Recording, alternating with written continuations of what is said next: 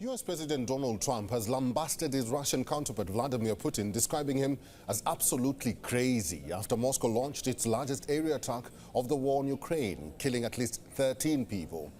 The comments came as Ukraine's Air Force said Russia had launched a record number of drones against Ukraine overnight on Sunday.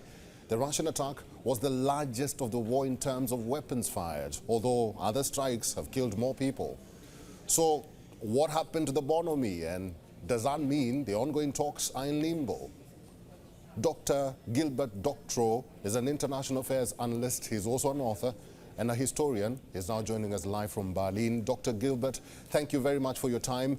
What do you make of Trump's fury over Putin? They just spoke days ago, and it seemed as if it was smooth sailing for them.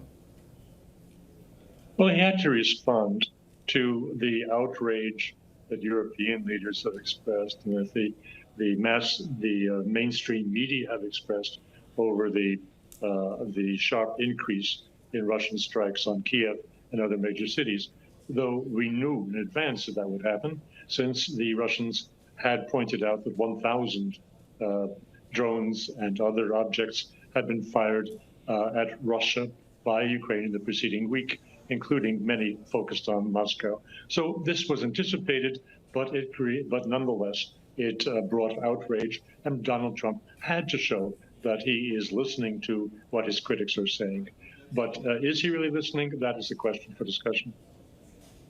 Doctor, Moscow has intensified its warfare by using drones and even missiles. What's the message that Putin is trying to pass to his adversaries in the West?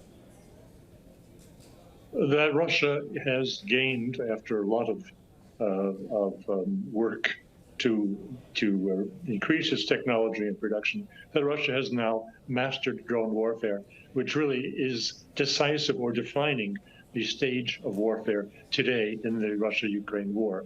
It was originally strictly an artillery duel. This was most of the 3 years were an artillery duel where Russia enjoyed a very large advantage in supplies, 10 to 1 as many as in armaments advantage over Ukraine. But in last 6 months, 8 months, the Ukrainians showed that they had great capabilities in drones, and the drones could be effective in preventing a mass attack on the front line, because soldiers were obliged to break up into small units to avoid carnage from attack drones. The Russians have now more than mastered drones, and this is demonstrated by the latest attacks. The drones are also used as a way of diverting the attention of the air defense from the missiles that are incoming and which do the real damage. Mm-hmm. President Putin recently visited the Kursk Oblast, and some critics were saying that was a kind of provocation. What do you make of Putin's visit to Kursk? The single most remarkable thing about the visit is that he got there. He was subjected to massive drone attack by the Ukrainians. Somehow they had been made aware of his plans to visit Kursk. So he got there. That was a big achievement. What he did on the ground was also very important. He met with officials. He met with the victims of the Ukrainian occupation of this territory. He spoke with the people who are rebuilding, the volunteers who are facilitating the reestablishment of people whose homes were destroyed by the Ukrainian occupiers of this basically Russian territory, part of the Russian Federation. And so it was to build confidence, both locally and nationally, that he made that visit. Is President Volodymyr Zelensky's shadow diplomacy working, do you think? Well, he doesn't stop traveling, that's for sure. What comes out of it is public relations, and he is a public relations man. It's regrettable for the life of Ukrainian soldiers that their military command is directed by a public relations man, and that they are viewed as fodder for the demonstration of Ukrainian strength and resilience to get more assistance from the West. So it has been. But he is visiting everywhere to find new support, financial and material, for the war, which he will really need to have as the United States withdraws from the conflict. Sanction threats towards Russia have returned. President Putin seems unperturbed even after the EU said it will push forward with sanctions. Trump is also considering sanctions as another option. But how far will these threats go if Putin continues to give them a deaf ear? Well, Putin is holding out that possibility of a death. So the more immediate military tasks that he discussed when he was in Kursk is to ensure a buffer zone that protects Russian civilian settlements, as in Kursk or Belgorod, the neighboring frontier or border provinces of Russia, from attacks by Ukrainian short-range missiles and drones. That is where the emphasis is going, not on seizing new territory, however desirable it is for Russian patriots to take Odessa.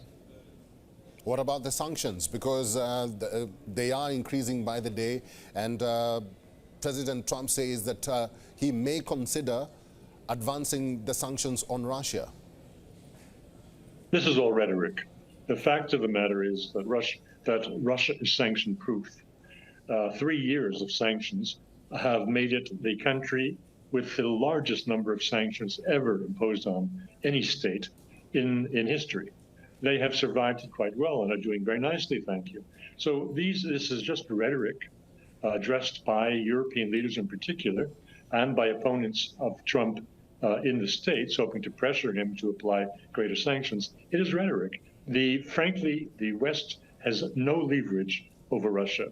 That is a fact that is coming out, and I want to make the point that the most important development in the past week or two has been that mainstream media have caught up with alternative media in describing accurately the dire situation of Ukraine militarily, financially, and otherwise.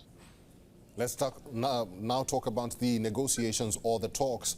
Russia's demands were Ukraine's recognition of Russian-occupied Crimea, independence for separatist-controlled Luhansk and Donetsk, and demilitarization and denazification of Ukraine. Ukrainian Foreign Minister Dmytro Kuleba stated that while his country was ready for talks to resume, Russia's demands had not changed.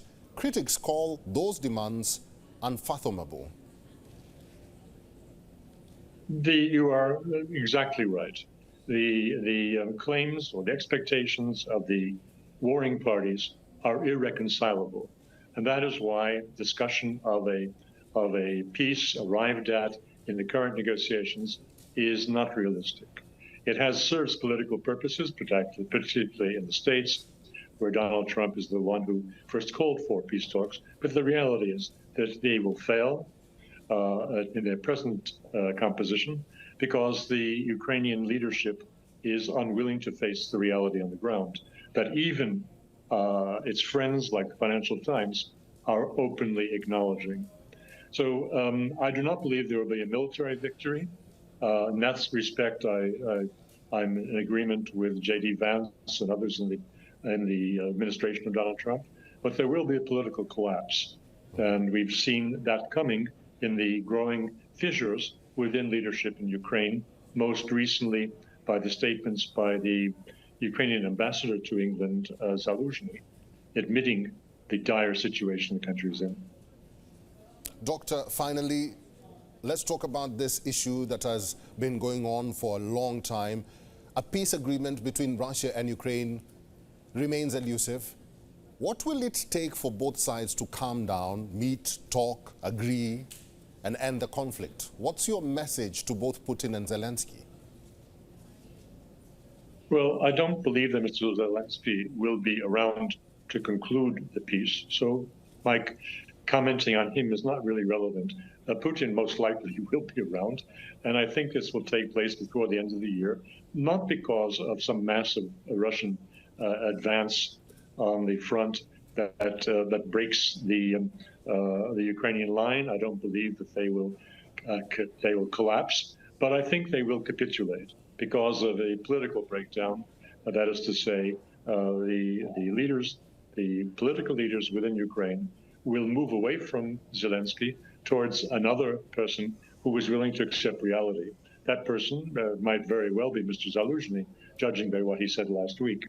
And he was put forward some time ago as America's preferred replacement for Zelensky. So in that event, a political collapse will bring the parties to the table. The terms will be rather similar to what Mr. Putin has demanded at the current negotiations. Dr. Gilbert Doctorow is an international affairs analyst. He's also an author and a historian. We'll have to leave it there. Thank you very much for giving us time and for talking to WION World as One today. Thanks for the invitation.